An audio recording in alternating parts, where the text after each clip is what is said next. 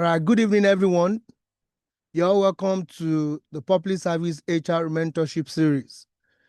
My name is Bolabo Omoni Okudero, your regular host on this particular platform. And don't forget that this is the first edition in the month of April, year 2026. You're welcome. It gladdens my heart to have you here. And we are here to learn. We are here to go home with, to leave this platform this evening refreshed, because we have someone in the house who will help us shed light on that topic that will help us to reshape the public service, which is our aim on this platform. So you're all welcome, and straight away we are diving into what we have for today. But before we do that, I want to say Public Service HR Mentorship is a place where we shape HR and other cadres. And when we do that, we will definitely elevate the public service. That is the main reason for this platform, to elevate the public service. When we are elevating the public service, we are actually winning the public trust, because without public trust, why are we here? Why are we even in the public service in the first place? So our aim, every step that we take in the public service, knowing fully that we are not in business, we are in service-oriented environment. So what we do is to ensure that as many that comes to our office, we will win their trust. And when we now say we want to shape HR, or we want to shape every other cadre, by extension winning the public trust, what are we doing? We are developing HR, we are developing professionals who are knowledgeable. And when you say somebody is knowledgeable, you can be rest assured that it's not going to be a mediocre. It's somebody who knows his onions. And you now had the fact that the person is also a strategic person. He's also, when you put the knowledge aspect of it, being a strategic person, definitely the person will be making impact in his role or in our role. And that is what we want to use this platform to achieve. Okay? And when we have knowledgeable officers, when we have strategic officers who are making impact on their roles, don't forget that those roles, those impact, those strategies will invariably begin to elevate the public service. When you get better on your roles, and I get better on my roles, and she and all of us get better on our roles, what are we doing? We are invariably elevating the public service. So I'm asking you, I'm putting it to you this evening, where you are in your office, in your MDAs, are you actually doing things, doing your job, doing your roles in a way that is elevating the public service? Don't forget, I just said it in the just concluded CIPM conference. I said it's a privilege and it's an honor to be a public service, an honor to now be to be a public servant in Lagos State is an honor. Honor is the saying that we are here in the public service to regulate what is going on in this in the society. Is it not an honor? Is it not, a privilege that you are part of the people that are making impact in the society?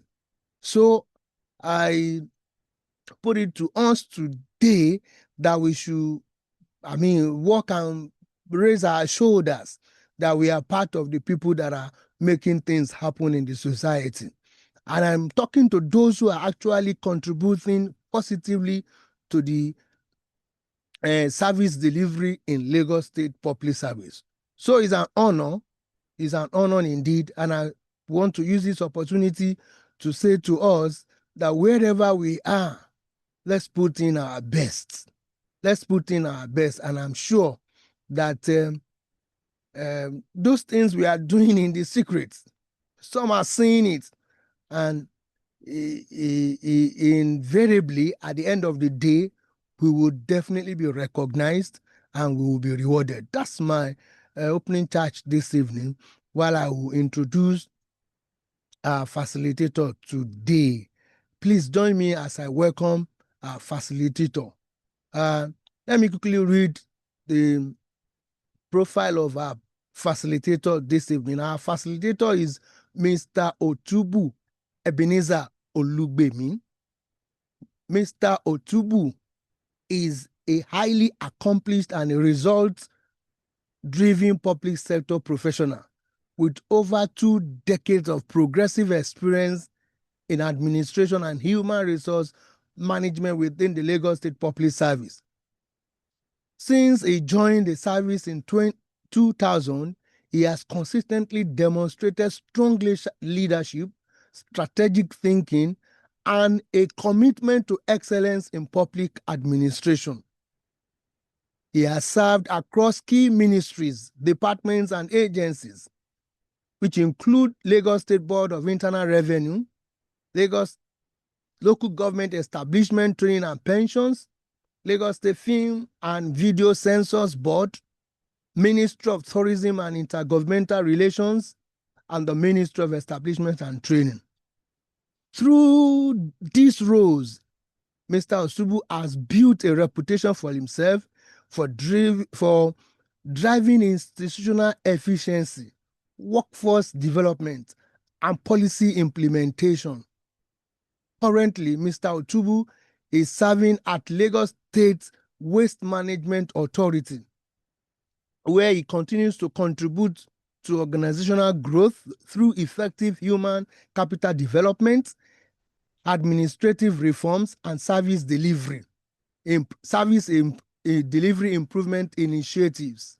He is a dedicated member of reputable professional bodies, including Chartered Institute of Personnel Management, CIPM, and the Nigerian Institute of Training and Development, NITAD, reflecting his commitment to continuous professional development and global best practices.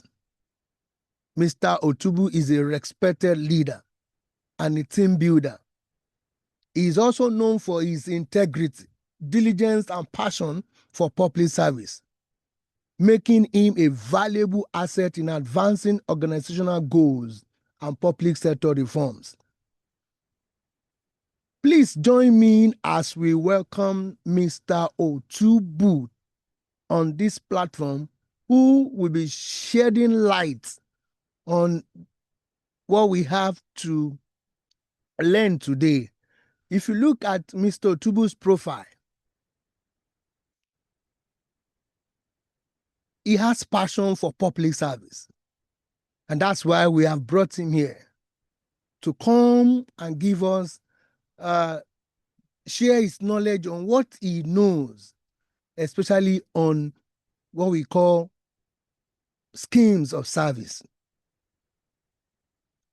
Mr. Otubu will help us to demystify all we need to know about public service, schemes of service this evening. So I want you to get your paper, get your pen, and get set as we dive straight into this assignment this evening. Mr. Otubu, I welcome you. While I pull down my slide, I want you to please come up with your slide as we continue in this session this evening. Hold on for me. Let me just quickly pull down my slides, and then you will take over from there, Mr. Otubu.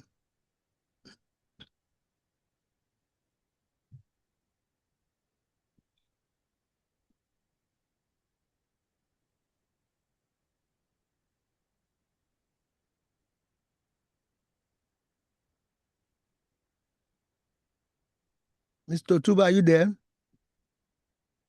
Yes. Please come on with your slide. Thank you so much. Yes. Good evening, my colleagues.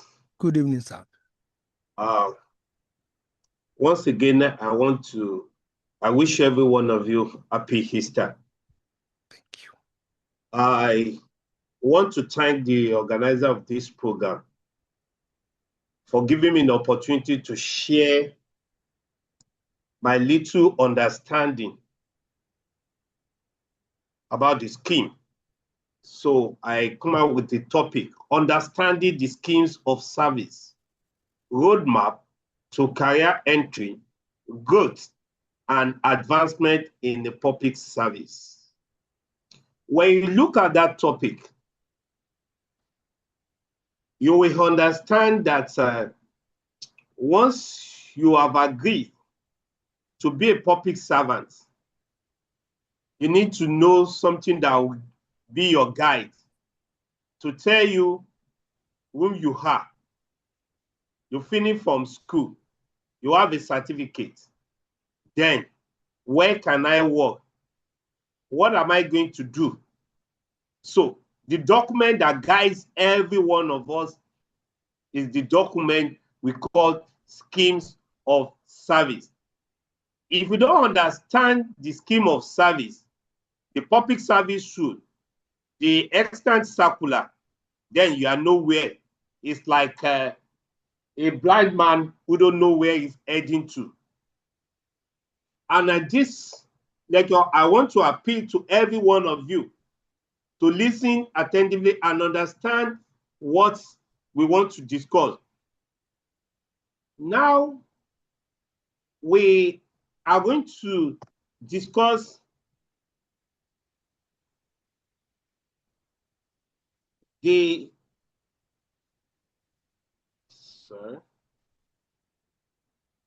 Now, the scheme of service. This outline what we are going to, we discuss what is the scheme of service, importance of and uses of the scheme of service, scheme of service structure, cadres, designation, nomenclature, and grade level, changes of nomenclature of cadres, elongation, entry points, and terminal points, cadres in the schemes of service, different movement in the scheme of service, federal scheme of service, state scheme of service, academic qualification, professional qualification, proficiency qualification. Now, we need to first of all understand what is the scheme of service.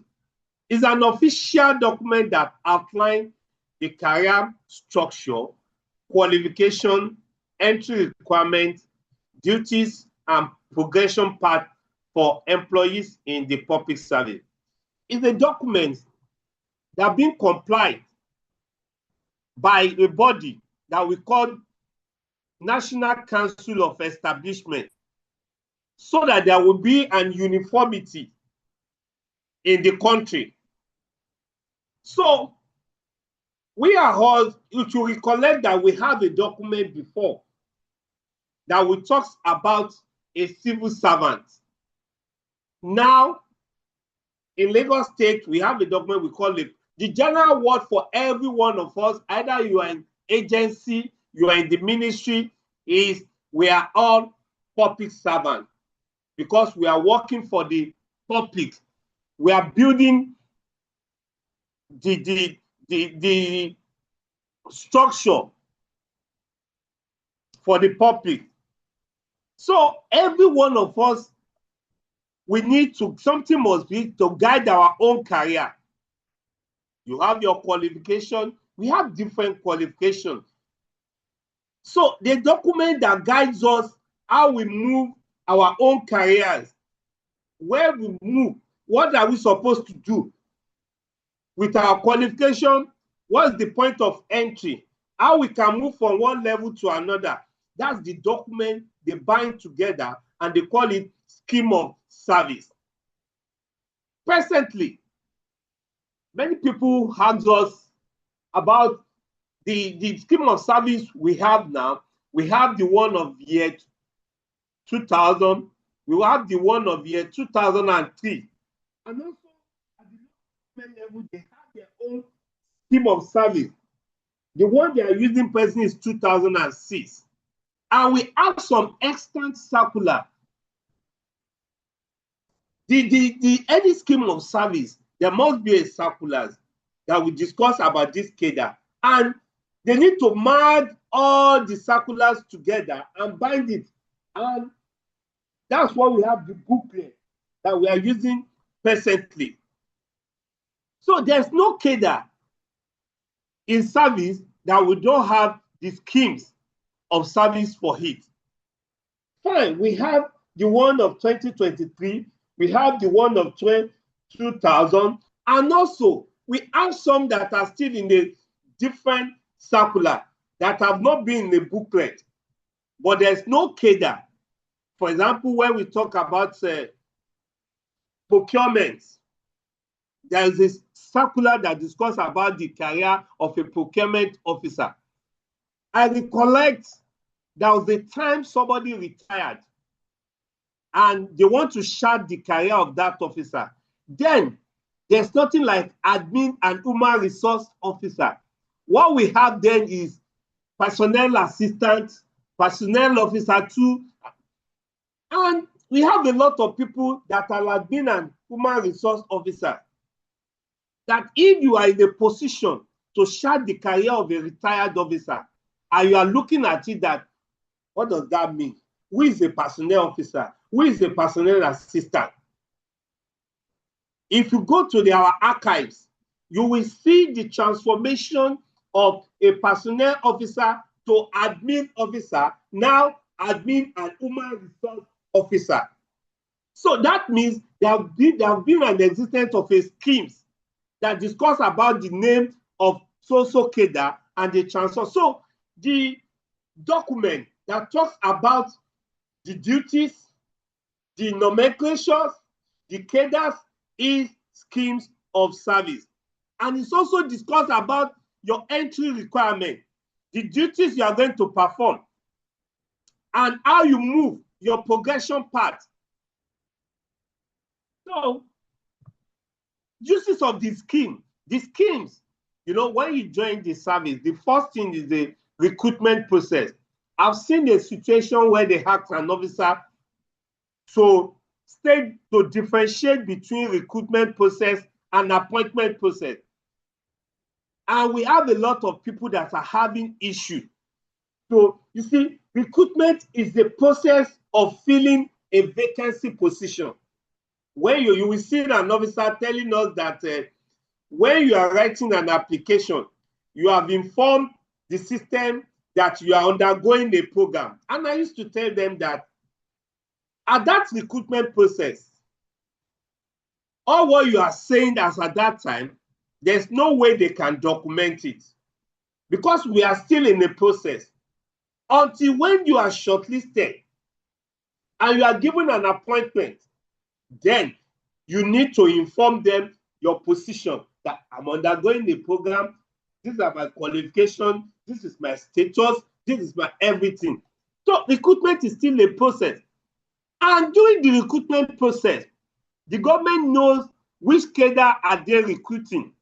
It's from the scheme of service, they will know which cadre they are recruiting.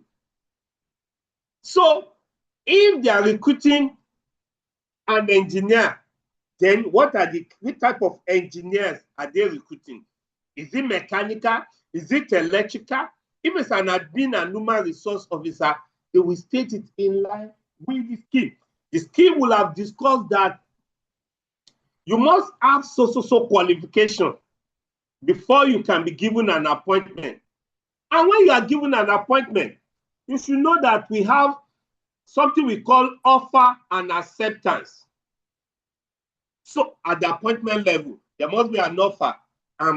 If you are ready to accept it, and once you accept it, the next thing you do is assumption of duty that will determine your date of absorption, and that will automatically determine the date of your first appointment.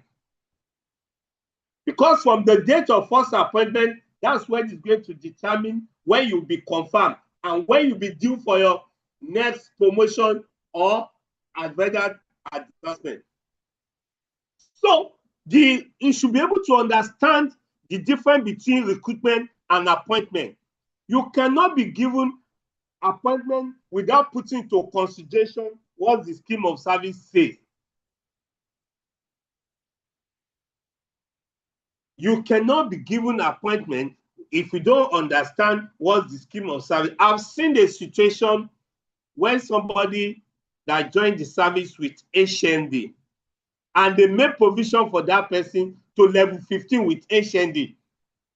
Because the person who is doing it, when I was in Ministry of Establishment and Training, and people are bringing their personnel budget, when you look at their action and propose, you will see somebody proposing for an officer who is already on level 14, Chief Executive Officer General Duty, and they are making provision for that officer going to 15. It means the officer did not look into the schemes of service. So when you look at the scheme of service, it is discussed, is a guide. And I want to appeal, even I've been to many agencies or ministries that they don't even have a copy of the scheme of service. When you ask some of them about the scheme of service, some of them will be looking, and I want to tell you that especially those newly employed officers and my colleagues, admin and human resource officer, you should try to familiarize yourself with the scheme of service. And I always explain to some of them that if you cannot avoid to buy the booklets, look at the one we have in the circulars. Look at your own cadre. You must have it as your guide. Because as a human resource officer, we lead by example. Many people will come to you, different cadre will come to you, they will ask you questions about the right. I met an issue that they asked me the question. A medical officer who is already on level 15, and what I've been able to see in that officer's letter is Assistant Director Medical. And I said, there's nothing like that. A level 15 medical officer is a principal medical officer too. So because admin is assistant director, admin and HR, then the officer assumes that everybody on level 15 must be assistant director, must be an assistant director. So if you have access to the scheme, don't be Mr. Know-How. Have access to the scheme of service. As I'm talking to you, you will see that if you go around do the sampling, you will see most of the MDAs don't have the scheme of service. And we are having the new ones that are joining the service. How do you want them to learn? So the scheme of service, because of time, the scheme of service we discuss and determine the entry qualification for cadre. Your qualification will determine, your qualification and your discipline will determine the cadre you can be employed to. It's also ensure the qualified candidates are employed. Your qualification will know whether you are qualified for this or not, and maintain merit and fairness in appointment. You cannot, I've seen a situation where they are talking about, they have changed, for example, the people we call secretaries. In most of the institutions, they call it secretarial studies when they are doing it. But now they have changed it to information technology management. And I've seen a situation where they employ somebody that studies information technology management, and they now place him as they assume it can be employed in the midst as a program analyst. But if you understand the terrain, you will know that they just changed the nomenclature from secretarial audit to information technology management. So if you understand the scheme very well, you will understand where an officer can be placed at the right time. And this scheme of service is a document that will tell you when an officer is due for promotion, when an officer can be moved to the next grade level. So about the career progression. Provide a clear promotional and advancement path. It's not all cadres that the movement from one level to another is by promotion. Admin and human resource officer now, the movement from admin and human resource officer 2 to admin and human resource officer 1 is by advancement, though assumed. So if we don't allow the young officers in the service now to understand the skills, that it's not all, everybody is by promotion. We have some cadres that is by advancement. For example, a craftsman, the movement of a craftsman, level 4 to level 5 is advancement. Level 5 to level 6 is advancement. It's level 5, it's level 6 to level 7 is promotion. So you need to look at the what is in the schemes. So the scheme we discuss will let you know how you can move from one level to another. And it's also discussed specified experience needed. It discussed that before you can move from one level to another, you must have experience. If, for example, if you're an admin and human resource officer and you have a master's, it says with your master's, you must have at least a year experience. So if you don't look at it in this scheme, you will not know. You will just assume that somebody with a master's should be moved directly to level 9. So the scheme of service discuss about what are the things you must have before you can move to another grade. It promotes transparency in career development. It's not an issue that this A ministry, this agency will be going this way, another agency will be going another way. That's why I discussed that this scheme of service is being prepared by National Council on Stability, that if you move out of the state today and you move to another state for interstate transfer, if you say you are an admin officer, you have admin officer there. If you say you are a nurse, you have nurse there.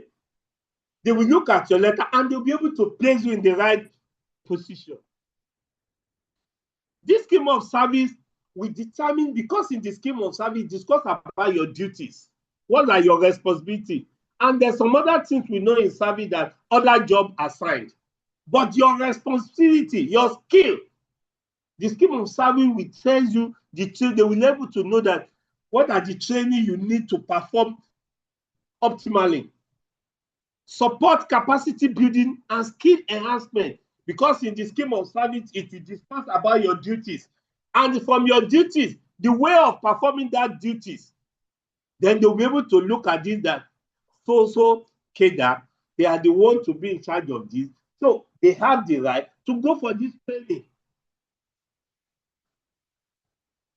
Standardization, that is, ensure uniform rules across MDAs.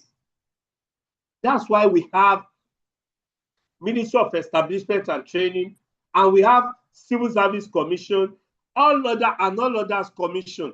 We all of them must use this scheme of service to guide every one of us so that we will be on the same page. It's not that this ministry will be using 3 years to promote an officer, while this ministry will be, because we are all under commission, and the commission are using scheme of service as a guide, so that all MDAs, by the time they deploy you to this, either you are deployed to any MDAs, by the time we want to do the promotion, then Civil Service Commission, Ministry of Establishment will use the scheme to know, so that they'll be able to place you on the right nomenclature after you have satisfied all what you need to be satisfied before you can move. And it promotes equity and fairness. Not that we have seen a situation where somebody retired, and he retired as on level 12 as a principal executive officer 1. Principal executive officer 1 GD. But instead for them to put it on, they put level 12, but they now put assistant chief executive officer general duty level 12. That officer believes he's enjoying it until when he retired and they want to process the officer's document at Auditor General. They need to send that officer back to that commission.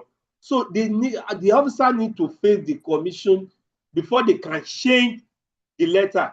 And the officer, if you have understand, because most of us now, once we receive our promotion letter, some of us don't even check whether they put the right nomenclature there. What they are after is that the financial aspect.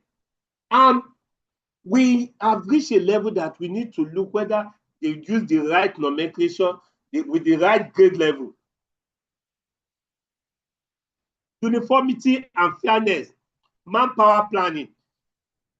This scheme of service, since you have the duties to perform by each cadres, then the scheme of service will help to determine the staff. How many do we need? How many admin do we need? How many finance and account do we need? Because the responsibility they are going to perform and aid in succession plan.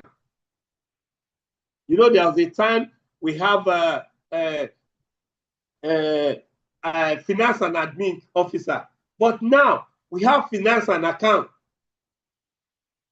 So this scheme of service, we discuss about what do we need, how are we going to perform our responsibility, how do we plan, how many staff do we need, how many staff, because for example, if you're in the ministry and you have admin officers there, let's assume you have 10, and out of the 10 you have about 17 of, out of the 10 you have, about 5 of them are on level 16, 17.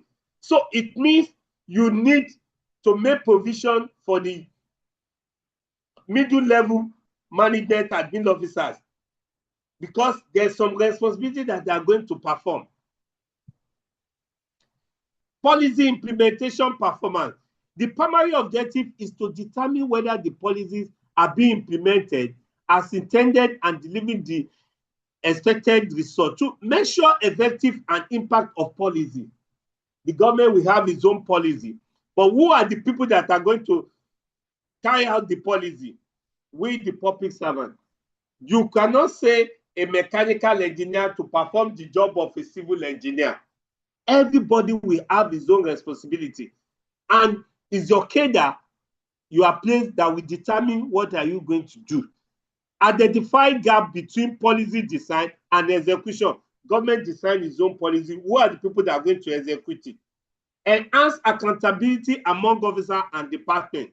In any MDAs, you need to know who are the people that are going to be in admin, who are going to people that are going to be in audit, who are people that are going to be in procurement, who are people are going to be. It's not that you model things up.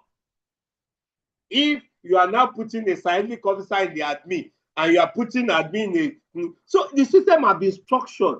The scheme has discussed about the duties of every one of us, and so that you will have the background understanding of the job. Ensure optimal use of resources, so that if you place the right people in the right position, then by giving them training, then you'll be able to get the best. The scheme of service discuss about your qualification at the point of entry. It discuss about the duties you are going to perform. It discuss about, before you can move to the next grade level, what are the things, what are the prerequisites. Policy implementation and performance evaluation. The scheme of service discuss about different cadres. It discuss about the post and salary. Every one of us knows that when you move from one grade level, for example, an admin officer, if you're employed as admin and human resource officer 2, grade level 08, you advance to admin and human resource officer 1, grade level 9. So it means your posts have changed and also your salary have changed, and the duties you'll be performing also have changed. the method of entry. The scheme of service discuss about your qualification and what grade level you can be placed. If a school cert holder with 5 credits, it discusses about level you can be placed. If you join the service with trade test 1, 2, 3, there's a level they can place you. And it's also discussed about which cadre that their movement is by promotion, which cadre their movement is by advancement within a cadre. For example, if a finance and account officer and you join service on level 8, you now pass your professional qualification, either ANAN or ICANN. The scheme of service says you need to be advanced to grade level 10. But if you don't have access to the scheme, we have seen a situation where some people will ask us questions. Some people will have issue and they will call me that somebody with so soon. We have, I think I remember we have an issue of an officer. That officer was he joined the service as a health workers. I forget what the name to call them. He joined the service as a health attendant, and the officer is already a senior health attendant. The officer now passed ICANN, and we look at the scheme. If you look at the scheme of if you look at the 2000 scheme, says if you have ICANN, if you have passed ICANN, then your point of entry should be level 10. It does not say you must have BSc plus ICANN. So I look at the scheme and I say the scheme says once you have ICANN, your point of entry should be, the officer should be advanced to level 10. We have issue, we need to bring it back to a start and look at the scheme. Meanwhile, the officer too have checked the scheme. So they look at it. The scheme says if you pass ICANN, you need to be moved up to grade level 10. So it means we are moving an officer on grade level 4 on the health attendant. So senior finance and account officer, that's what the scheme says. The scheme does not say you must have BSc HND plus ICANN. Go and look at the scheme. So if you look at the scheme, it will be as a guide, but it's a document that can be changed, can be reviewed by the National Council on Establishment, where the head of service of the federation, then head of service from different states, they are members. They will look into it before they come out with each cadre. Then we have an issue where we have issue with cadre and designation. A cadre means a group or category of officers or employees who perform similar duties. Finance and account is a cadre, officer is a cadre. Designation, that is what they call you. For example, if you are on level 14, finance and account, you are a chief finance and account officer. If you're on level 13, you're assistant chief finance and account officer. That is your designation. Refer to the official title or name of a position assigned to that rank or level within the service. Cadre is the general name. Designation is what they call you at when you are on so-so level, your designation. You move to another level, you have your own designation. Nomenclature, it is official system of naming position in order to ensure uniformity, clarity, and consistency in job title. When you look at the nomenclature and designation, they are interwoven. So if they ask you what is your own nomenclature, you should be able to tell them. If you're an admin and human resource officer, you should be able to tell them that I'm an admin and human resource officer. The grade level is a classification of a position in a public service that determines if you are in this cadre and this your designation is senior admin and human resource officer grade level 10. So your salary, we have a salary structure And that salary structures, we have close up to 28 to 29 different salary structure. That's why when you look at the scheme of service, all those things, they are working together. When you look at the scheme of service discuss about, when it's talking about allowances, when it's talking about our salary, said basic and different three types of allowances. It talks about statutory, it talks about general, statutory, general, and professional allowance. So we have different grade level. For example, if you are a pharmacist on level 10, an admin and senior admin and human resource officer level 10, both of them are on level 10, but their salary are different because one, the pharmacist on level 10 will be collecting professional allowance plus statutory allowance, will be collecting professional allowance and statutory allowance.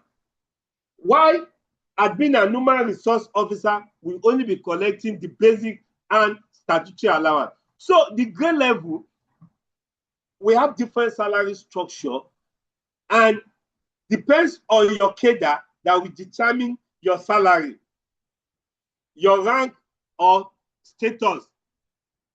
Your grade level will determine your rank, and your rank will be called by different nomenclature. And it's also discussed about when you are due for promotion, either 2 years, 3 years, or 4 years. Every one of us know, but the scheme of service discuss about it, that if you are on grade level 7 and above, your movement from one level to another is 3 years. If you're on level 15 to 16, 16 to 17 is 4 years. If you're on level 2 to 3 up to level 6 is 2 years. So it discussed about it, and it discussed about some data that is by advancement.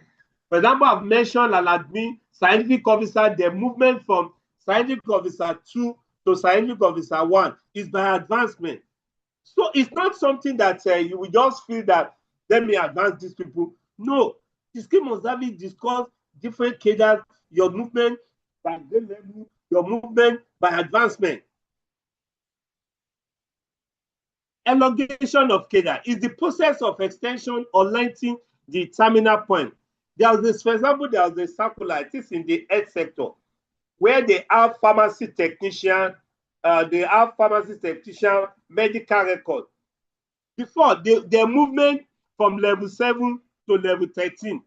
And there's a circular signed during the time of His Excellency, Governor Fashola, that they advance them, they elongate their cadre up to grade level 14. Entry point in service. The point of entry, if you recollect, if you have HND before, up to grade level 2019, if you have HND, your point of entry is level 7. But from 2019, they changed the point of entry of HND holder to level 8. So it's now, if you have HND, then and you want to employ you as an executive officer, your point of entry will be higher executive officer, general duty, for a general duty. If you're in any other cadre, they need to put it, but your point of entry will be level 8. So the entry point in service change from time to, and it's also discussed about the terminal point. That is, if you join the service on grade level 08 with HND, you can move up to grade level 14. You can move up to grade level 14. You can move up to grade level 14, which is the terminal, is the maximum grade level a position an officer can attain in the cadre, which marks the end of career progression. For example, a clerical officer, even if you join the service as a clerical assistant, you can move up to grade level 7 which is Chief Clerical Officer, grade level 07. So the scheme of service discusses about the entry point, the terminal point, your step. Every year you spend, that's why we discuss about your notional date. Your notional date will determine your change in step. If you are 1-1, so it means every year your step will change if you join the service. So once you join the service from 2nd of January to 31st, the last day in June, your national day will be 1st of July. If you join the service 2nd of July to 31st December, your national date will be 1-1. So it's your national date that will change, determine when your step will change. But most of the people, what I realize is that most of the people don't even check it, whether they will not even check their payslip to know whether their step changed until when they now compare notes, that they compare the payslip with their colleagues, they will now realize that their step has not changed. Meanwhile, such thing may have happened about some years back. But because most of the people don't even know how the issue of steps happens, they assume once they hear Gbanga alert, some of them don't even care about the steps again. So the step is the periodic movement of an officer, which depends on his or her national date. Also, subdivision of a grade level. Your step, if the rule says after 3 years to move to your grade level, so it means your step must change twice before you are due for promotion. As defined earlier, there are close to 300 different cadres in the service. Though some cadres are obsolete. For example, we have the typists, but we don't have typists in the scheme again. What we have is secretarial assistant. For example, telephone operators, we don't nothing like that again. Motor park attendant, and secretarial. Why nomenclature of some have changed? If you recollect, I said even before we joined the service, there are some people we call personnel officer too. Now, what we met in the service is administrative officer, but now is administrative and human resource officer. So it means the nomenclature have changed. The people you call accountant before, they are now finance and account officer. The medical record officer is now health information management officer. Also, information officer is now public affairs officer. Confidential secretary is now secretarial officer. So we have some cadres that they have changed, and we have some cadres that we don't even need in service again. How can you see me having a telephone operator when everybody have his own asset? So motor park attendant is not in existence. Typist, not in existence. So the scheme of service, we have some cadres that have changed. So it's not an issue that once you have access to 2000 scheme of service, you don't need 2003.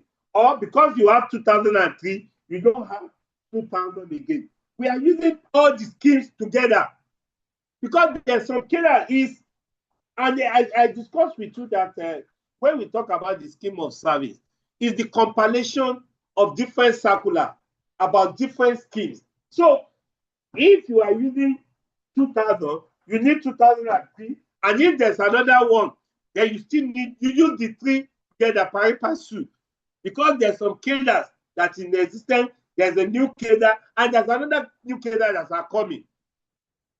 And it's also discussed, we have different movements in the scheme of service. We have the one that discusses about promotion, which is the upward movement an officer from one grade level to the next grade level, after the officer has satisfied the prescribed prerequisites, such as minimum years on the grade level. Advancement, also mentioned in the scheme as a movement of an officer from one grade level to the next grade level on the same cadre. Conversion is the movement of an officer from one cadre to another cadre or presentation of prerequisite or additional qualification. So the scheme of service discussed that if you want to do conversion, you must have so before you can be converted. So, and also recollect that on recent, we have another circular that discusses about the conversion. So you need to put all these things together in line with the scheme. And when you look about the schemes of service that we are talking about, we have the federal scheme of service that is peculiar to every one of us throughout the federation. The creation of CADA is the responsibility of National Council of Establishment, in which all state head of service are members, and the head of service of this federation serve as the chairman. That's when they look at. It's not an issue that somebody will just sit down and feel that we can create this, we can do it. Anything that has something to do with the federal. So is at the National Council of Establishment, they will look at it. So all states are going to present, if they feel we should have this CADA, we should have this CADA, they will present it. And they will look at it, they will send it to the technical section to evaluate it. The council evaluate the importance of the CADA to the federating unit before approval. They will look at it, what is the benefit to this state? I was at the one National Council of Establishment that from which state I could not be able to remember the state, that they are saying we should create a cash officer. At the Council of Establishment, at the National Council of Establishment, they just throw it out that how can we have cash officer? So it means that everybody, even they make it jokingly at that NC, that it means everybody want to move to that CADA to be holding cash. So it's a thing that they will consider the importance, the both sides, the advantage, disadvantage of that CADA. And the technical committee, they will always form a technical committee from different states to go and look into it. The council evaluates the importance of the CADA to the federation before approval. This process is necessary to ensure the uniformity in the federation. Also, CADAs that are peculiar to each state. For example, in Lagos State, we have law enforcement traffic. The people popularly call them LASPA. And I used to tell my people that the name of their agency, the people always call them LASPA. And also the one you call CAI. You know, they are law enforcement environment CADA. So we have different CADA that is peculiar to us. If you move to Ogun State, they have some CADA that are peculiar to them.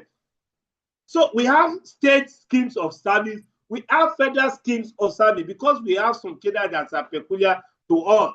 We have some CADA that are peculiar to all the federating units. And when we are talking about the qualification, people always assume that once you have any qualification, it can be used. We have academic qualification.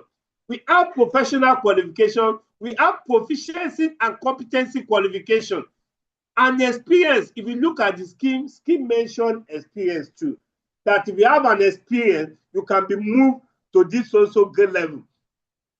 So the qualification, academic qualification, professional qualification, proficiency and competency qualification, computer literacy, leadership skill, and communication skill.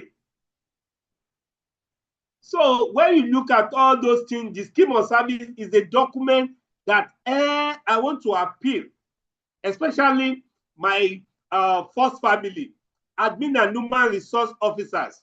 The new ones that are coming up, they should allow them to familiar with the schemes because it's the document that they need from time to time. And people from different CADA will be coming to meet the admin that this, what is this? How can I move to this? How can we do this?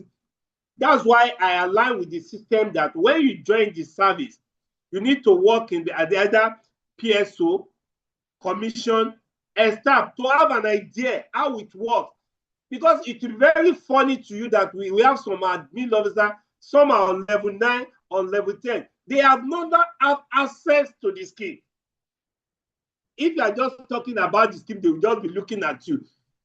But I want to employ most of our directors, admin and HR, to always try as much as possible to have the scheme of service and let them understand how we can use it, because people will come to them to seek for assistance, to assist them on what can they do. They have also qualification. What can we do to do this? What can we do to do this? So when you have access to the scheme of service, then you'll be able to guide them, and that's when people will recognize you as an admin, as a good admin and human resource officer. Thank you very much. Wow, thank you so much, Mr. Otubu. Can you see the passion with which Mr. Otubu has delivered this particular session? We want to say thank you to you, Mr. Otubu. We appreciate you so much. Please, I want you to show appreciation by rolling in your emojis just to appreciate him. You know, when you see people come out this way to dish out knowledge, to dish out what they've known, you know, I think we should appreciate them. We should say thank you to them. Mr. Tubu has shown that he's actually passionate about development in the service. He has, he has come to say, yes, we will grow together, which is what we are known for on this platform. Mr. Tubu, thank you. Everybody is saying thank you. Everybody is saying well done. Yes, it's coming in. We can see it. We can. We appreciate you for also appreciating Mr. Tubu. That means we've also listened and we've also learned we've learned one or two things. Everybody is saying, Mr. Tubu, thank you. I can see it is rolling in. Continue to roll it while we will now thank you so much. Let me just wrap up with what Mr. Tubu has said. He says so many things. He says so many things, and I want to say that please let's go home with, yes, don't worry, we'll give you room for to ask your question. Please let's go home with just this few of what Mr. Tubu just said now. Mr. Tubu said we should make sure that we have the schemes of service. And I also want to employ us that if we cannot get the hard copy in our MDAs, please download Alausa Sabi on your phone and we can have the schemes there. Download Alausa Sabi on your phone. We can have soft copy of the schemes of service. Is very, very important for us to have it. Okay, so we have also been advised as the admin and HR officers to ensure we have the schemes of service in our respective MDAs. Mr. Tubu had advised us, and I don't think we should wait for such advice before we have the schemes. The one I have since on level 9, since when I was moved to Civil Service Commission, is what I am still having now. It's very bulky, and I want to advise all of us to also have it. And he also said that all the 3 schemes of service are still very relevant, very, very relevant. So let's have a copy of any of those ones. Download the. Okay, so we should download Alausa Sabi so that we can have these copies.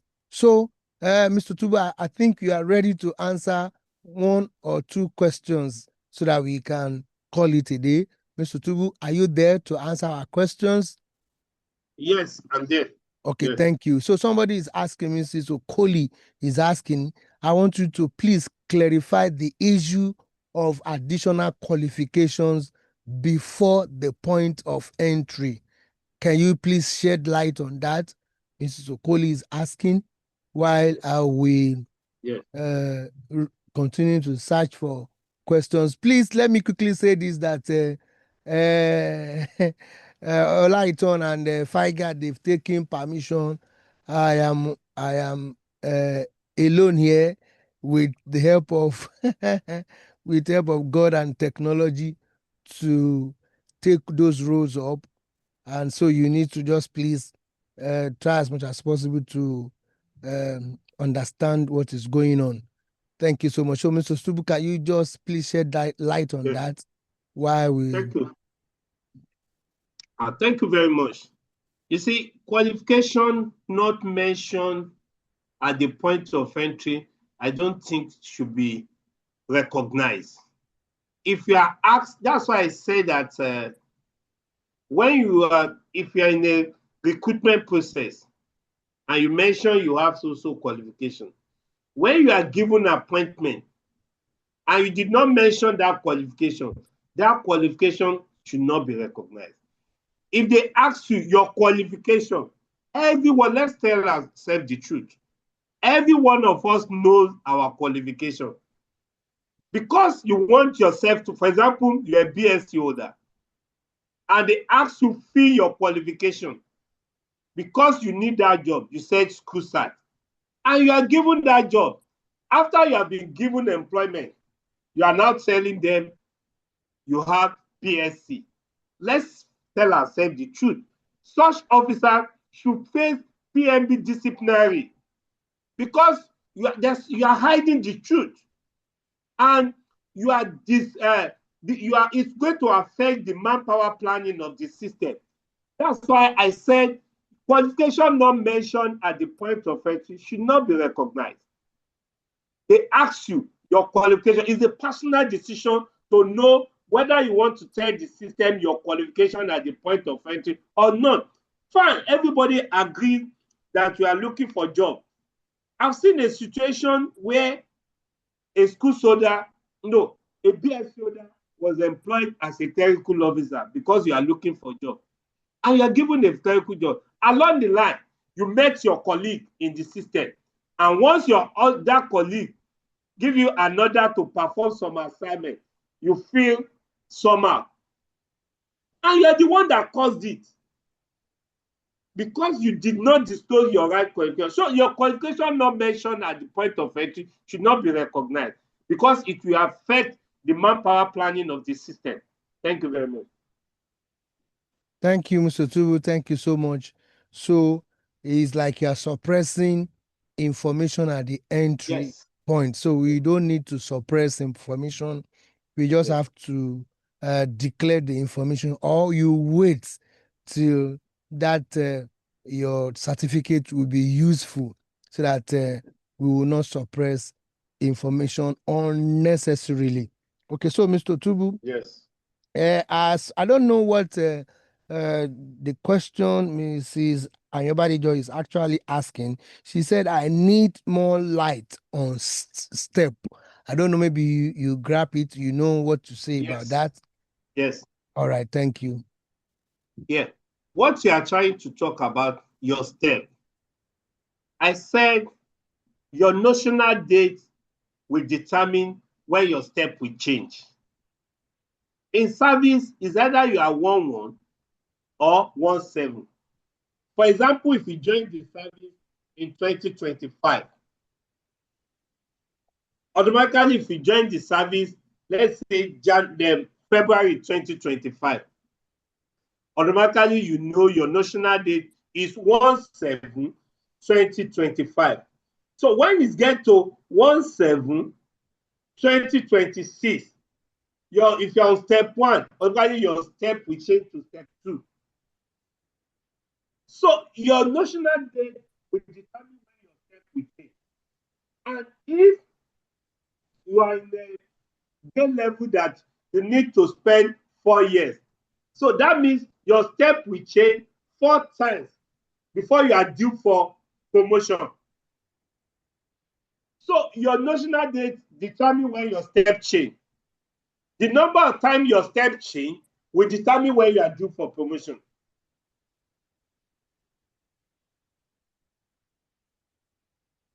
Okay, thank you so much.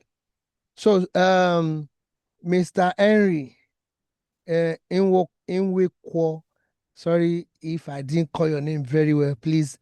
You are actually asking for the link to download the schemes of service. Yes, I said it here that you don't need a link. Just go to Play Store and look for Alausa Sabi, then you download it. Download Alausa Sabi, then you have the soft copy of a lot of document from the public service. You can also you have circulars, and other things like that. Just go to Play Store, download Alausa Sabi. Okay, so Mrs. Odebumi Yetunde is asking, are certificate from online courses such as Alison accepted? And I'm asking accepted for what? Maybe Mr. Tubu understand what that question is. You see, that's why I said that, because of the way things are going on, and I know that the state government is working on the schemes of service, because we have some professional qualification that need to do online. But presently, any professional qualification not mentioned in the scheme will not be recognized as professional qualification or for advancement in service until when I remember when different professional qualification was at NCE, and they make them to understand that any professional qualification not mentioned in the scheme should not be used for advancement. That's why, for example, CIPN is still proficiency. You cannot be used to advance you. So any professional qualification not mentioned in the scheme cannot be used for advancement. But whether when they review the scheme, then it may be recognized, because things are changing. Many professional qualifications are coming up. That's why I said to my own family too, CIPM is still not recognized as a professional qualification. As of today, I know CIPM is still proficiency. Thank you so much. Another one from Mrs. Bolaji Ogunaike. She said, is master's degree recognized at the point of entry? I mean, can it qualify a new employee for an advancement beyond grade level 08 at the point of entry? Yes, but let me tell you what issues that happens. There are always, I mentioned to you that vacancy determine recruitment. If the system is saying there is need of, there's a vacancy for grade level 08, and you have grade level, you have a master's, and you know that for master's is grade level 9, what you need to do is that you need to inform them at the PMB recruitment that you have masters. Then they are in a position to say that they are going to employ you. After your confirmation, you should write a letter. But if they say they have only vacancy for BSc, then it's there for you. It's either to take the appointment or you excuse yourself, because the vacancy will determine the number they are going to recruit. Thank you. Thank you so much. Mrs. Okoli is just giving an advice. She said, please enlighten officers applying for conversion on change in their notional date compared to date of sitting of the PMB meeting. Is an advice. So if you want to advise them, go ahead. If not, let me go straight to another question. This is from Mr. Oladapo Shebanjo. Mr. Tubu, what is the next step after someone has completed his or her program that was mentioned at the point of entry? You mentioned it at the point of entry. I don't get the question, sir. Yes, if that was mentioned at the point of entry, what's the next thing when the person completes it?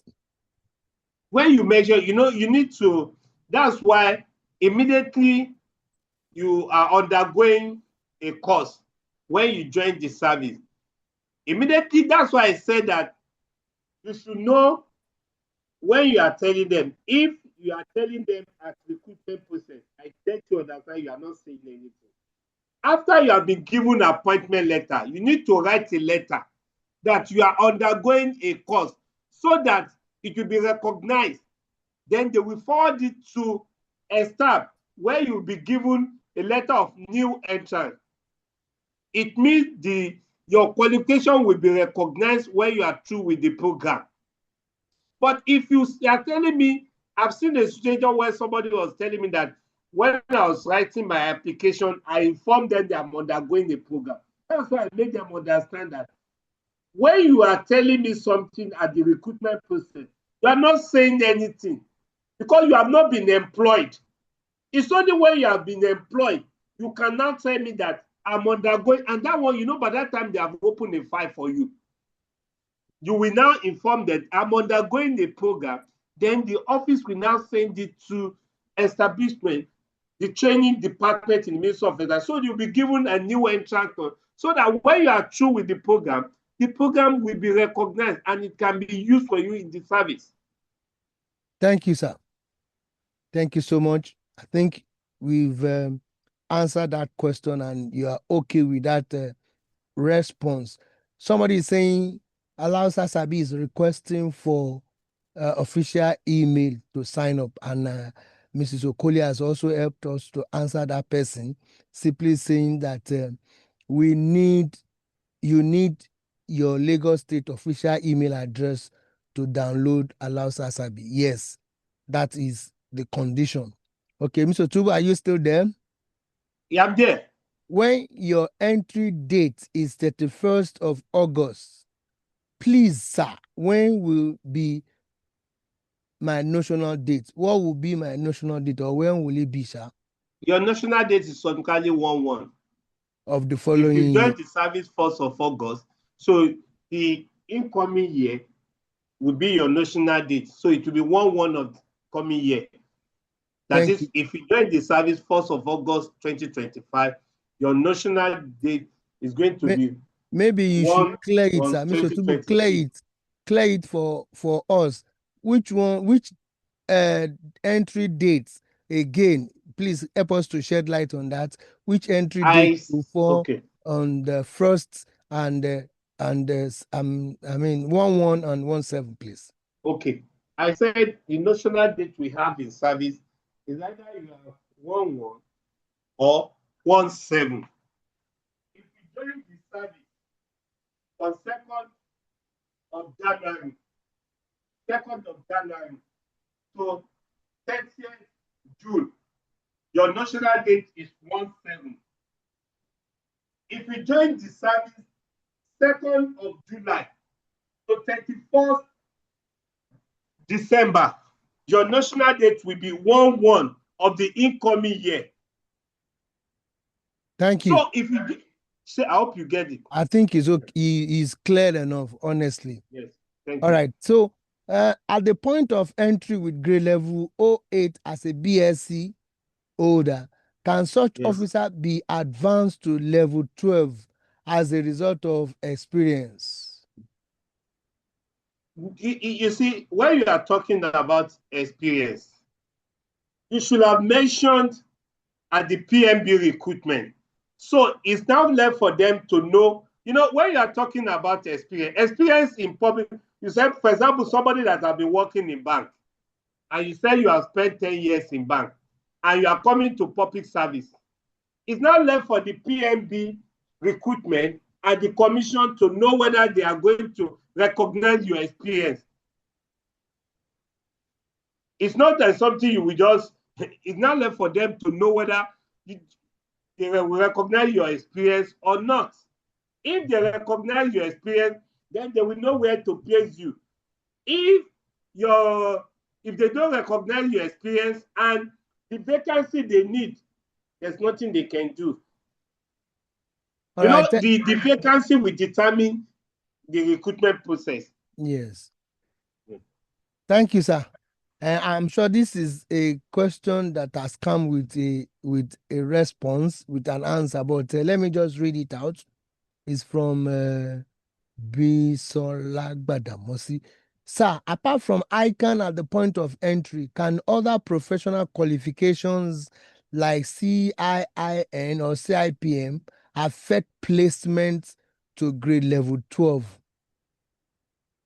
I said, this scheme of service we are talking about is the National Council of Establishment that always compile the scheme of service together.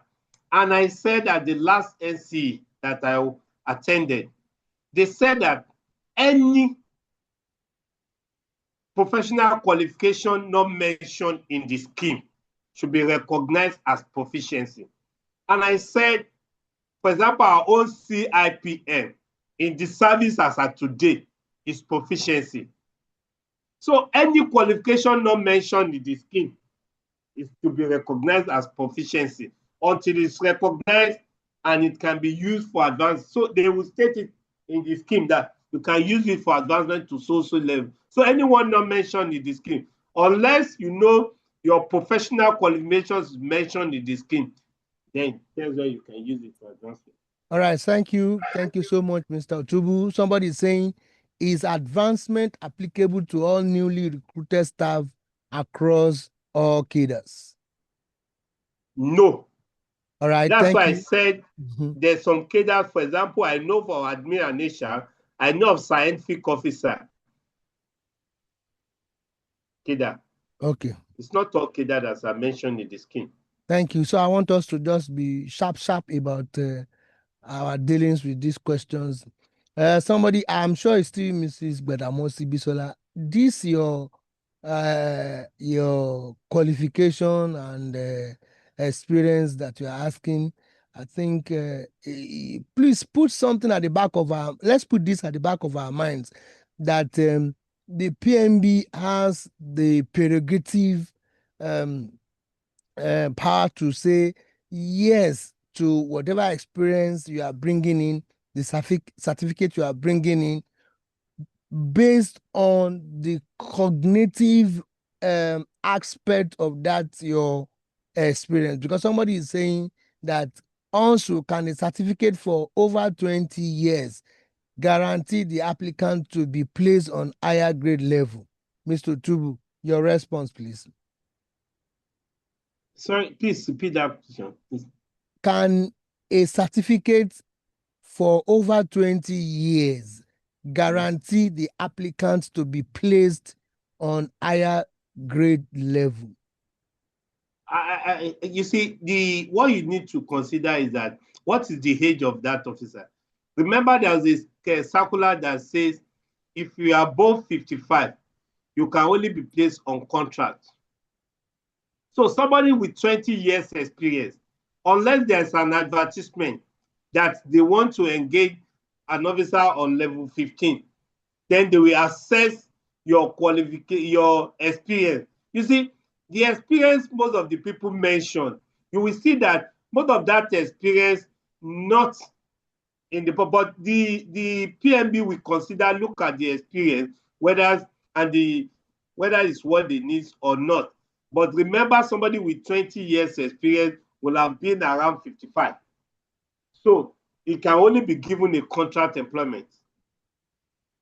Thank you. What is the entry grade level of a person with an MBA with working experience?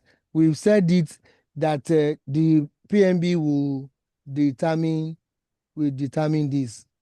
Peradventure, Mr. Tubu, you want to say something on that question? If you look at the scheme, and remember, even in service, if you have MBA and you don't have a PGD, you will not be recognized. I remember those who have the MBA without PGD, they ask them to go and do the PGD. And you need to put into consideration the vacancy. If they don't need grade level 09, there's nothing you can do. Forget about your qualification. They are the one recruiting. So they are the one that will determine your prerequisite for that recruitment. All right, thank you. If on the provisional appointment letter, the designation on it was later changed to another, how does that affect an officer? If, for example, let's assume when you join the service, the nomenclature of admin is administrative officer, and they change it to HR, you don't have anything, it won't affect you. It's still the same thing, because there will be circular to that effect that they have changed admin officer to admin and human resource officer. So it won't affect you. After giving the recruited staff, this is from Mrs. Akinyemi Beatrice, after giving the recruited staff offer of appointment, is there a need to give them an appointment letter again? Yes. This is anyway, it's not really relevant to our topic today, yes. but let me chip in there. You see, offer and acceptance. When you are given an offer, you need to write a letter of acceptance. I've seen a situation where an officer said he did not write a letter of acceptance, but you fill a form of assumption of duty. So it means you have accepted that offer. So the offer and acceptance is once you are given an offer and you fill a letter of assumption of duty, obviously you have accepted it. All right, so this one is coming from Mr. Enoch Uchena. Sir, can someone working as production officer be converted to quality control officer if he has completed a degree program that qualify him to work as quality control officer, and even when he has had previous experience as a quality control officer in a food manufacturing company? Do we have production officer cadre? No. We don't have production officers cadre in the service. Okay, so what are you producing? So that should be the end of that question. So yes, we've taken all the questions on our chat box. Yes. At the other time, I saw Mrs. Okoli's hand up. I don't know if she still wants to ask a question. If not, I want us to call it a day. I cannot see. Okay, I can see Olateju's hands. So Ms. Olateju, where are you again? Olateju. Okay, Mrs. Okoli, please. I'm unmuting you. Can you unmute yourself and quickly ask your question, please? Thank you. Thank you, sir. Thank you, Mr. Otu. That was a great delivery. Yes, this question I asked need for you to clarify on that. The date of sitting for a PNB conversion and the date, it will automatically change your earlier date. There was an issue that happened. That's why I was saying that you should clarify on that. Commission was saying that they are not going to consider that the date of sitting that will be considered as the date of conversion, which automatically changes the notional date of that particular officer. Meanwhile, at the time that PNB was sacked for, it was then we had a circular during this governor, I can't remember, that states that irrespective of the notional date, after that conversion, the date should not be changed. But at a later year, the commission said that date cannot stand. That is the date of sitting that will now be the notional date of that officer. That's why I said there's need for you to enlighten us on that. Thank you. Can I come in? You Yes, see, sir. we need to understand the responsibility of the commission and the power of the commission. The commission constitutionally, they have the right to recruit, to promote. And if the commission says the date of the PMB should be recognized, nobody can change it. If the commission feel the date they approve it is the date that be recorded, that's why when you look at the conversion date, they always first of all refer to the sitting date, that at the sitting of the commission approved on so policy meeting. So automatically they will state your national date. It means the time they recognize you. But if you try to do any conversion, your national date will change. Thank you so much on that question. And I want to refer us to the new circular on conversion. If you remember very well now, we now have two dates, two unified dates for conversion now. So we have first and 1/1 and 1/7. So please, let's read that circular very well. Let's digest new it. Circular on conversion. Yes, the new circular on conversion. Let's digest it, and it will help us to get more understanding on that question. So I want to say that apart from this question, okay, Olateju was asking, she raised her hand. I don't know if she still wants to ask a question, but somebody is saying, can experience place a newly recruited graduate officer on grade level 12? Experience, okay, Mr. Tubu, please take the floor. When you look at what the circular says about a level 12, the circular says you can only get to level 12 by promotion of a confirmed suitable senior admin officer. So it means experience cannot place you on level 12. That's what I'm reading the scheme for you. It's only by promotion that you can be placed on level 12. So your experience, if experience can place one on grade level 12, a lot of people will have been given such opportunity, such advantage. So that is why the service is so unique that anyway, don't let us go into that. Let's leave that for now. While I want Sorry, sir. Even if you look at level 10, it says by direct appointment of a candidate possess any of the qualifications specified in subparagraph above, plus at least 6 years post-qualification cognate experience. Thank you. That's for level 10. But level 12 is said by promotion only. Thank you, sir. So let's get familiar. Let's get acquainted with the schemes of service. It will help us a lot. Those documents are not there to serve the chef alone.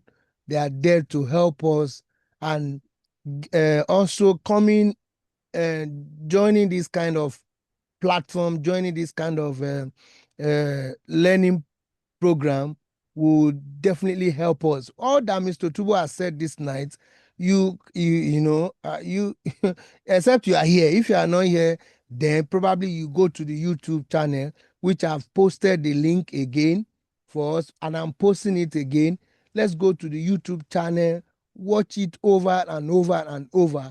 Don't let it be when we are having exam alone, when we are having exams alone that we rush to platforms like this. Let's make it part of us. Let learning, okay, learning, unlearning, and relearning, let it be part of us in the service. That is what this platform is all about. That's what we want to wake our consciousness to, that we need to be learning every now and then. Every opportunity to learn, please grab it. every opportunity to have a mentor, please grab the opportunity and don't abuse it. Use it and use it well. So for those who might have not been here or those who really want to go back and listen to it, the link has been posted on the chat box. Press the link, subscribe so that you can be having notifications when we will be having programs like this. So on this note, somebody is asking, as a new staff, also an HND holder under probation, when best can you advise for advice? When best can you advise for such person to further more, sir? After confirmation. Did you get that? Yes, Akinwumi after Omolara. confirmation. Yeah, Akinwumi Omolara, can you get that response? Okay, she said yes. Thank you so much. So after conversion, so the first thing to do now is to get get your conversion, do what is needful, and when you are when you have your conversion, then you can now talk about furthering your education, which is very, very key, which is a nice question.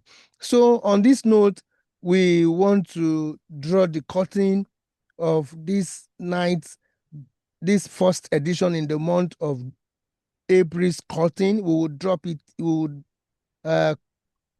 draw the curtain here while we will pray that God will spare our lives and bring us back when we will be having the second edition in the month of April. So I'm unmuting us. Let's do the needful. Let's sing our national anthem here for Mr. Otubu. Let's appreciate him. Let's sing for he is a jolly good fellow. Let's take it together for him. I've unmuted you, so please unmute yourself and let's sing that song together. Let me even release a video now so that we can see ourselves. Are we there to sing it? I cannot hear you. Yes, sir. Let's take it together. Thank you. God bless you. For he's a jolly good fellow. For he's a jolly good fellow. He's a jolly good And so say all of us. And so say all of us. And so say all of us. For he's a jolly good fellow. He is a jolly good fellow. He is the jolly good fellow. So say all of us.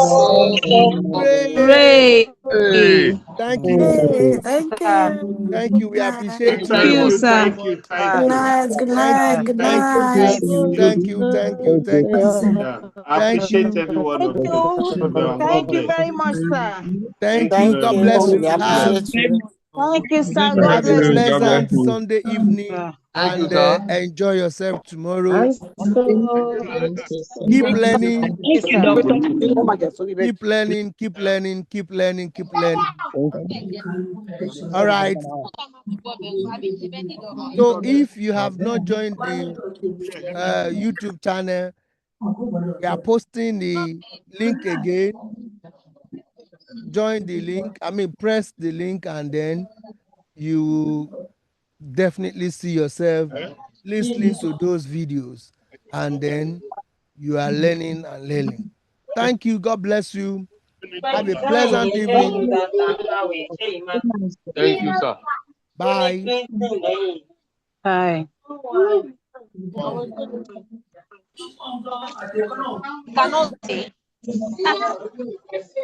Thank you very much, sir. You're welcome. You're welcome.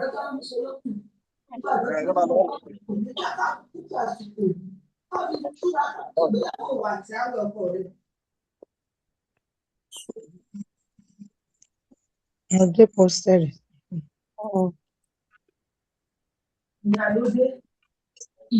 Hello, engineer.